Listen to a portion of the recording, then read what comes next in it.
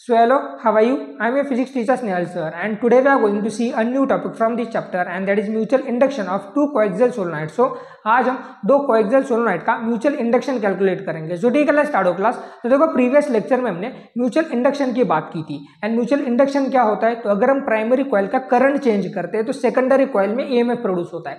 और हमने क्या देखा था कि जो सेकेंडरी कॉइल के साथ फ्लक्स लिंक करते हैं वो डायरेक्टली प्रोपोर्शनल होते हैं current flowing through the primary coil, that is phi2 is directly proportional to current flowing through the primary coil, that is I1. So similarly हमने यहाँ पर दो कोएक्सियल सोलेनॉइड कंसीडर किए. अब कोएक्सियल सोलेनॉइड मतलब क्या, तो जिनके सेंट्रल एक्सिस सेम होते हैं उनको हम कोएक्सियल सोलेनॉइड्स बोलते हैं. और सिंप्लिसिटी के लिए हमने दोनों सोलेनॉइड का एरिया सेम कंसीडर किया है एंड दोनों सोलेनॉइड की लेंथ सेम कंसीडर की है, that is A1 is equal to A2 is equal to A. That is हमने दोनों सोलेनॉइड का एरिया सेम कंसीडर किया है A, and L1 is equal to L2 is equal to L. That is यहां पर हमने दोनों सोलेनॉइड का एरिया एंड दोनों सोलेनॉइड की लेंथ सेम कंसीडर की है फॉर सिंप्लिसिटी. अब देखो अगर हमें यहां से डायरेक्शन हटाना है तो हमें कांस्टेंट लगाना पड़ता है, और इस केस में जो कांस्टेंट होता है वो होता है mutual inductance, that is M. So phi2 is equal two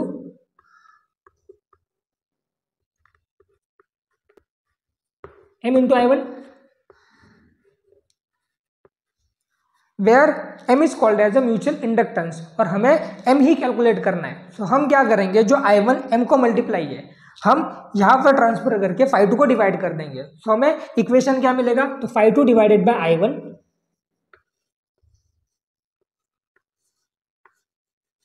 is equal to M,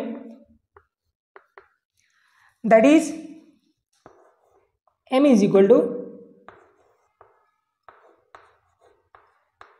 phi2 by I1.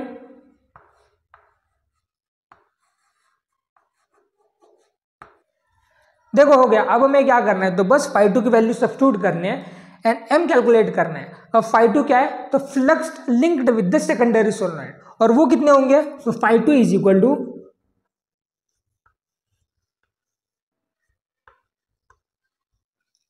N2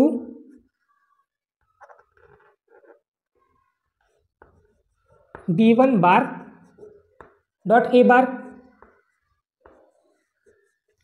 क्योंकि हम मैग्नेटिक फ्लक्स को डिफाइन कैसे करते हैं, तो magnetic field lines crossing per unit area, that is it is the dot product of magnetic field and area vector. अब यहां पर हमने B1 क्यों लिखा है, तो सेकेंडरी सोलेनॉइड के साथ जो मैग्नेटिक फील्ड लाइंस लिंक कर रही है वो किसकी कर रही है, तो जो प्राइमरी सोलेनॉइड में करंट फ्लो हो रहा है और उसकी वजह से जो मैग्नेटिक फील्ड प्रोड्यूस हो रही है वो सेकेंडरी सोलेनॉइड के साथ लिंक कर रही है ना. तो यहां पर हमने B1 लिखा है इसलिए. और जो नंबर ऑफ टर्न्स होती है वो कौन से होते हैं यहाँ पर, तो ये होगी number of turns of secondary solenoid. तो इसलिए हमने यहाँ पर N2 लिखा है, और दोनों का एरिया हमने A कंसीडर किया है. अब देखो अगर ये एरिया की भी अगर हम बात करते हैं तो ये एरिया कौन सा है, तो सेकेंडरी सोलेनॉइड का एरिया है. अब यहाँ पर ये डॉट प्रोडक्ट हम कैसे तोड़ते हैं, तो वो तोड़ते हैं cos थीटा से. मतलब यहाँ पर क्या होगा, तो N2 B1 A cos theta, और यहां पर ये थीटा ये कौन सा एंगल होता है, तो ये एंगल होता है मैग्नेटिक फील्ड एंड एरिया के बीच का. अब ये जो एंगल है वो कितना है, तो वो है 0 डिग्री. कैसे, तो देखो ये मैग्नेटिक फील्ड ऐसे है और एरिया की डायरेक्शन सरफेस को परपेंडिकुलर होते हैं. सो ये ऐसे अपनी कॉइल से और सरफेस को परपेंडिकुलर एरिया ऐसे, तो ये एरिया कैसे है, देखो एरिया की डायरेक्शन सरफेस को परपेंडिकुलर होती है. सो ये एरिया की डायरेक्शन मतलब जो आपका मैग्नेटिक फील्ड है एंड जो एरिया है वो दोनों एक ही डायरेक्शन में है. देखो इसे, तो यहाँ पर जो एंगल है दोनों के बीच का वो कितना है, तो 0 डिग्री. देखो दोनों की डायरेक्शन सेम है तो दोनों के बीच में एंगल कितना होगा, 0 होगा. देखो तो इसीलिए यहाँ पर cos थीटा में थीटा कितना होगा, 0, और cos 0 कितना होता है, तो वो होता है 1, that is cos theta that is cos 0 is equal to 1. तो यहां पर क्या बचा, तो बस N2 B1 A is equal to phi2 और अब हमें क्या करना है, तो बस यहाँ पर B1 की वैल्यू सब्स्टिट्यूट करना है, that is magnetic field due to solenoid, और वो कितने होते हैं, सो B1 is equal to μ0 N1 I1, क्योंकि यहां पर मैग्नेटिक फील्ड कौन प्रोड्यूस कर रहा है, तो प्राइमरी सोलेनोइड प्रोड्यूस कर रहा है, और प्राइमरी सोलेनोइड में करंट कौन सा पास हो रहा है, तो I1 हो रहा है, देखो इसलिए यहां पर I1 आएगा। और N1 क्या है, तो number density, that is number of turns per unit length. So हम क्या करेंगे, N1 की value that is number density, that is number of turns per unit length, यहां पर सब्स्टिट्यूट करेंगे। देखो यही मैग्नेटिक फील्ड सेकेंडरी सोलेनोइड के साथ लिंक करती है, इसलिए यहां पर φ2 is equal to N2 B1, that is magnetic field due to primary solenoid, that is B1, ये आता है डॉट ए। सो यहां पर हमें क्या करना है अब, तो नंबर डेंसिटी की वैल्यू सब्स्टिट्यूट करना है, that is number of turns per unit length. So B1 is equal to होगा μ0 capital N1 divided by L into I1। और अब हमें क्या करना है, तो इस B1 के वैल्यू इस φ2 में सब्स्टिट्यूट करनी है। तो हमें इक्वेशन क्या मिलेगा, देखो φ2 इज इक्वल टू,